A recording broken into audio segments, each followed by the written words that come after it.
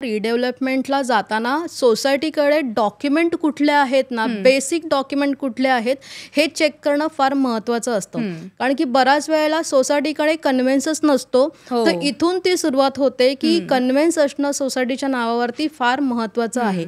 कारण की जोपर्यंत कन्व्हेन्स होत नाही तोपर्यंत तुम्ही बिल्डिंग डिमॉलिश करू शकत नाहीत.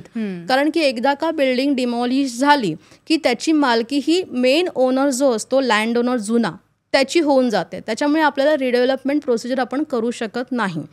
त्याच्यानंतर आणखीन आवश्यक असणारे पेपर म्हणजे त्या जमिनीचे 7/12 किंवा PR कार्ड, तुमच्या मेंबर्सचे फ्लॅट सेल ॲग्रीमेंट असतील, त्याचं इंडेक्स 2 असेल, डीड ऑफ डिक्लेरेशन. हे जर अपार्टमेंट असेल तर डीड ऑफ डिक्लेरेशन लागतं, coupled with deed of apartment. त्याच्यानंतर CC, OC, सँक्शनिंग प्लॅन. जुने बिल्डिंग असेल तर ULCच्या परमिशन्स. हे सगळे म्हणजे मिनिमम डॉक्युमेंट आहे. रिडेव्हलपमेंटला जाताना हे डॉक्युमेंट आहेत की नाही हे बघणं फार महत्त्वाचं आहे.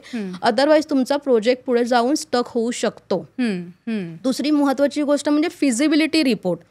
फिजिबिलिटी रिपोर्ट असणं फार महत्त्वाचं असतं. कारण की फिजिबिलिटी रिपोर्ट जर तुम्ही काढलात ना तर तुम्हाला कळतं की ह्या फिजिबिलिटी रिपोर्टनुसार तुम्हाला बांधकाम किती मिळणार आहे, तुम्हाला FSI किती मिळणार आहे, TDR किती मिळणार आहे, तुमचं लँडचं कॉस्टिंग किती आहे, प्रोजेक्टचं कॉस्टिंग किती आहे, प्लस तुमचा जर ॲडजॉइनिंग रोड जर असतील तर तुम्हाला आणखीन किती बांधकाम मिळणार आहे. आणि महत्त्वाचा मुद्दा म्हणजे मेंबर्सला मिळणारा ॲडिशनल एरिया.